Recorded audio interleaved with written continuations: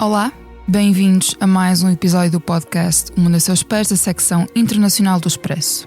Eu sou a Mara Tribuna e hoje vamos falar sobre o Irão, concretamente sobre os protestos que já duram desde 28 de dezembro e que estão a ser violentamente reprimidos pelo regime, e falaremos também sobre a ameaça de Donald Trump, que não descarta uma ação militar contra Teherão. Os atuais protestos começaram por razões económicas, a queda acentuada do real, moeda iraniana, e a inflação, e desde então espalharam-se por mais de 190 cidades em todas as 31 províncias do país. Já foram detidos milhares de manifestantes e cerca de 4.000 pessoas morreram, à medida que o regime ameaça com execuções em grande escala e julgamentos sumários. Donald Trump, por sua vez, tem alertado para um possível ataque ao Irão se a repressão e o assassinato de manifestantes pelas forças de segurança não parar. Para nos falar sobre este assunto, temos connosco hoje José Palmeira, professor de Relações Internacionais da Universidade de Minho. Obrigada por ter aceitado o nosso convite. Obrigado, é um gosto. A edição técnica deste episódio é de João Luís Amorim. Olá, sou Tony Gonçalves, sou português, vivo nos Estados Unidos desde os 4 anos e tenho um podcast, The Heart and Hustle of Portugal. Converso com quem está a levar Portugal mais longe, empreendedores, artistas, sonhadores. É o primeiro podcast em inglês do Expresso feito com paixão nacional. Ouça todas as semanas em expresso.pt ou na sua app de podcasts. Vamos, let's go! José Palmeira, tem-se dado muito foco à ameaça de Trump, naturalmente, mas queria começar por perguntar o que é que está a motivar estes protestos, ou seja, o que é que está na origem destes protestos em massa que já duram há 3 semanas. São só motivos económicos? Não apenas motivos económicos. É verdade que os motivos económicos agudizam, são um fator de motivação da população, mas também há um descontentamento pela natureza do regime. Não nos podemos esquecer que a maioria da população do Irão é muito jovem e os jovens hoje são pessoas muito mais informadas e são pessoas muito mais exigentes. E episódios no passado, sobretudo devido a práticas da chamada polícia dos costumes, que têm provocado reações muito negativas, sobretudo junto das mulheres, naturalmente que isto associado à situação económica e também à situação política, não nos podemos esquecer que o Irão está numa situação de cada vez maior isolamento político, naturalmente que cria o caldo necessário para os acontecimentos a que temos estado a assistir nos últimos dias. E os protestos começaram por ser recebidos com uma certa compreensão por parte das autoridades iranianas, mas essa abordagem mudou ao fim de muito pouco tempo. Os manifestantes passaram a ser tratados como terroristas associados aos Estados Unidos e Israel, e o regime do Ayatollah Ali Khamenei sugeriu que os detidos serão executados e neste momento, pelo menos segundo organizações não governamentais de direitos humanos, estamos a falar na ordem dos 4.000 mortos e 9.000 feridos registados nos confrontos com as forças de segurança. O que é que mudou? Porque é que houve esta mudança na abordagem? Eu diria que os regimes têm um instinto de sobrevivência muito grande e o Irão é especialista nisso. Porque o Irão tenta combinar, estamos a falar de um regime teocrático, naturalmente, onde o poder religioso dos clérigos, dos ayatollahs, é muito grande.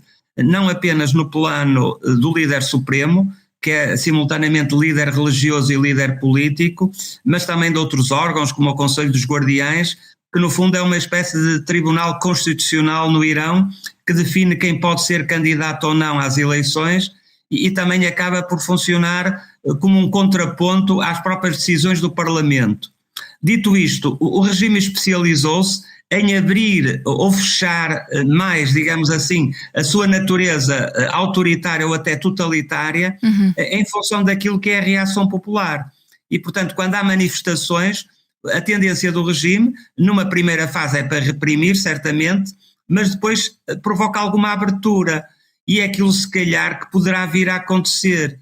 Isto é, a partir do momento em que as manifestações começam a esmorecer, o regime vai dando sinais de alguma abertura. Pois, e o primeiro sinal que deu é não prosseguir com a sua intenção de promover várias execuções de alguns dos contestatários. Sim, também em linha com a violência e a autocracia do regime de Khamenei. O número de execuções e de presos atingiu um recorde no ano passado, 2025, no Irão. 2.200 pessoas foram executadas. Ou seja, o número está a aumentar em vez de diminuir ou desaparecer completamente, e o país parece estar a tornar-se numa ditadura ainda pior. Sim, porque a sociedade civil iraniana, apesar de tudo, respira. E um sinal, por outro lado, de que quer uma mudança foi a eleição de um presidente que, ao contrário dos seus antecessores, é bastante menos conservador. Eu não sei se apelidá-lo de reformista poderá ser ou não exagerado, mas a política iraniana anda muito entre conservadores e reformistas. E quando, por exemplo, o Conselho dos Guardiães autorizou a candidatura de Pezeshkian, que é o tal mais reformista, já deu um sinal, digamos assim, de querer equilibrar um pouco o ambiente de forças que existem dentro do Irão. Por outro lado, há cada vez menos população que seja, digamos assim, fiel daqueles princípios islâmicos da Revolução de 1979, porque sendo a população muito jovem, estes jovens já não viveram esse período em que houve um conflito aberto com os Estados Unidos da América. E por outro lado tende a haver até muitas vezes uma mitificação do passado. Isso poderá estar a acontecer em relação ao regime de Pahlavi. E por outro lado há um outro elemento que é o facto da oposição aos ayatollahs não estar propriamente organizada. O filho mais velho de Pahlavi tenta, de certa forma, fazer essa, digamos assim, essa união das oposições, mas não sabemos até que ponto será capaz. E passando agora para o repetido aviso do Presidente dos Estados Unidos, que tipo de papel é que diria que Donald Trump pode ter aqui no Irão? O papel de Donald Trump é mais de dissuadir, pelo menos nesta fase. Sim. É verdade que os Estados Unidos já mobilizaram pelo menos um porta-aviões para a região, o que pode sinalizar que pode haver uma intervenção militar. Um tal ataque que a acontecer seria porventura cirúrgico e visaria sobretudo os pilares do regime, como a Guarda Revolucionária. Mas, por outro lado, as monarquias do Golfo, e desagradadamente a Arábia Saudita, mas também a Turquia, terão dissuadido Donald Trump de o fazer. Sim. Até porque regimes que não são democráticos temem muito que se dê conforto, que se dê apoio a manifestações populares. E nesse sentido, compreende-se que tenham tomado essa posição. E Trump também tem dito Make Iran Great Again, ou seja, o MAGA aplicado ao Irão.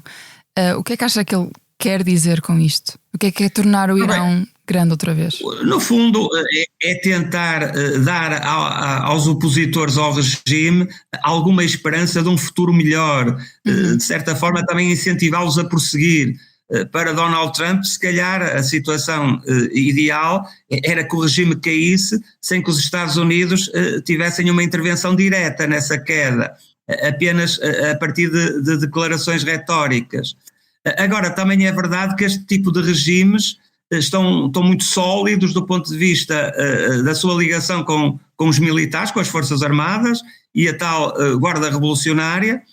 Porventura não terá apoio externo, o Irão, quer a China, quer a Rússia, dificilmente terão um papel muito significativo, embora a China dependa muito do petróleo iraniano, e portanto o regime poderá eventualmente tentar resistir através de uma maior abertura. Resta saber se a população estará, digamos assim, disponível para isso, porque a situação, mais ou menos democracia, o regime pode imediatamente dar sinais. Agora, a situação económica debilitada, essa no curto prazo não tem solução. Claro. E, portanto, os manifestantes poderão continuar, digamos assim, a exercer uma pressão muito forte sobre o regime dos ayatollahs. E quase a terminar, perante as ameaças de uma possível intervenção militar norte-americana, o Irão tem avisado também que responderá, estou a citar, com mais firmeza a qualquer novo ato de agressão. Que tipo de retaliação é que Teherão pode fazer aqui? Ou seja, bombardeamentos das bases americanas na região, como por exemplo fez também no Qatar já no passado? Sim, ao Irão, que já estará também do ponto de vista militar bastante debilitado, porque não foi só o ataque dos Estados Unidos cirúrgico aos locais onde alegadamente o Irão produzia o urânio que lhe permitia aceder à bomba nuclear. mas também Israel, com os ataques que fez, debilitou muito a capacidade militar do Irão. Por outro lado, também sabemos que o Irão é um país que do ponto de vista do seu território, tem alguma dificuldade em controlá-lo na íntegra, na medida em que tem algumas minorias, como os curdos, por exemplo, Sim. que poderão a partir de qualquer momento revoltar-se. Portanto, a situação do regime iraniano é muito difícil e há aqui também um propósito dos vizinhos do Irão, é que não querem um Irão nuclear, porque isso seria uma ameaça à sua segurança, designadamente à Arábia Saudita. Portanto, interessa-lhes um Irão mais fragilizado e, porventura, um Irão que também não atue, isto na perspectiva de Israel, como apoiante de grupos que no Médio Oriente provocam instabilidade. Sim. Estou a pensar no Hamas, no Hezbollah, em grupos que atuam no Iraque e na Síria. Portanto, poderá aqui haver um objetivo de o Irão não continuar a ser um perturbador regional. Sim, e por último, pergunto, e sei que esta questão pode ser um bocadinho difícil de responder, mas pergunto como é que podem estes protestos acalmar e, sobretudo, como é que a situação pode melhorar para o povo iraniano? No curto prazo, como eu disse há pouco, a situação económica não se pode inverter. Sim.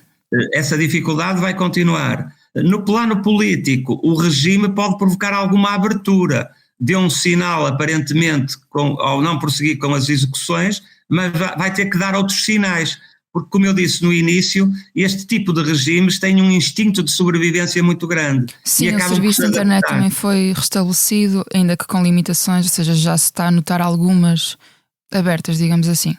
Ainda que ligeiro. Sim, no curto prazo poderá respirar. Sim. Resta saber se no médio e longo prazo o regime não terá de facto os dias contados. Muito obrigada, José Palmeira, por ter aceitado o nosso convite. Obrigado. E obrigada também ao João Luís Amorim pela edição técnica.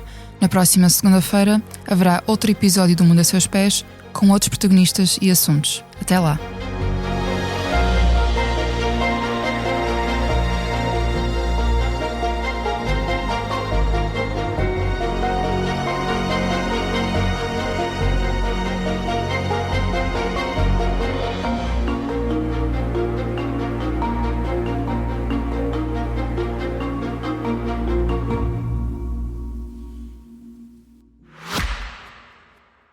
Olá, sou Tony Gonçalves, sou português, vivo nos Estados Unidos desde os 4 anos e tenho um podcast, The Heart and Hustle of Portugal.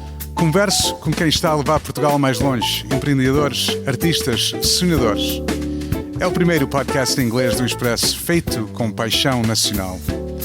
Ouça todas as semanas em expresso.pt ou na sua app de podcasts. Vamos, let's go!